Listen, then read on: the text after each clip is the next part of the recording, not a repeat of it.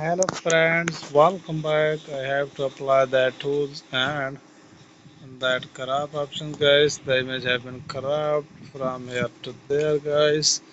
And some further changes I have to apply that dispersion option guys that have been applied on it guys.